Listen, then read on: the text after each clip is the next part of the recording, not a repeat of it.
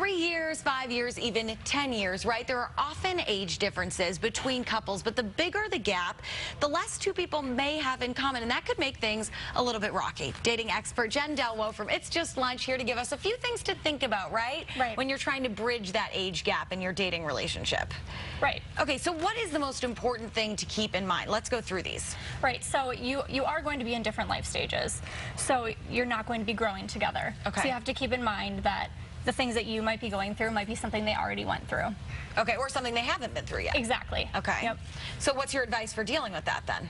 Keeping an open mind and asking them for advice. If someone has already gone through something, a difficult stage in their life that you need help with, I mean, that's what they're there for. Okay. If they're your partner. Perfect. How about social circles? What does this mean in terms of like gathering your friends and getting your friends to all coexist and commingle? Right. I mean, if you're dating someone who's significantly older than you and all of their friends are their own age, all of their partners are their own age, you have to think about that. When you bring that person into your social circle, how are they going to interact with your friends who are all your own age? Right. Okay. I like that. What's another problem that you foresee? You might not share the same goals.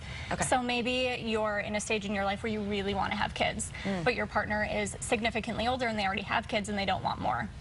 Or perhaps they're younger and they're just, getting into their career and really getting into the groove of their life. But is this a problem that can be, dealt with in a healthy way, or is this something that should kind of be a red flag to get out of the relationship? I don't necessarily think it's a red flag, but it's a conversation that you need to have. Okay. If you don't have the same goals, I mean, that's the basis of a relationship. Right, absolutely. Is to have similar goals and a similar outlook. Let's talk about the number, because a lot of, I've heard a lot of people say, well, age is just a number.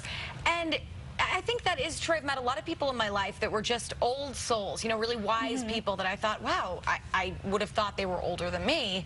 Right. It turns out they were younger. Is that true when it comes to relationships? Absolutely. Everyone says age is just a number. In some cases, I think that's true. In others, I don't.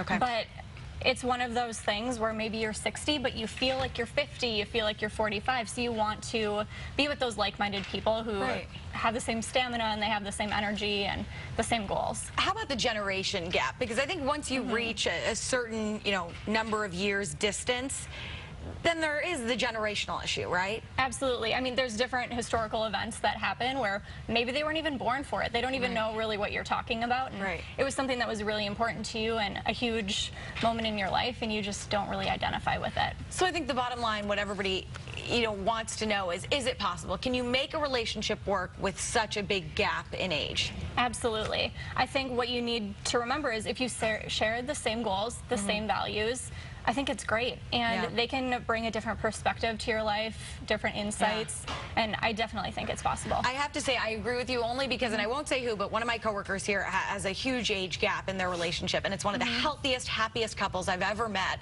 in my life, and it works for them. Yeah, it's great. I love it. Very cool. Jenn, thank you so much. Thank you so much. Great advice for us this morning. I love it. Thanks. All right, stick around. Coming up here on Good Day Chicago, we're going to take a look at your week ahead. We'll be right back after this.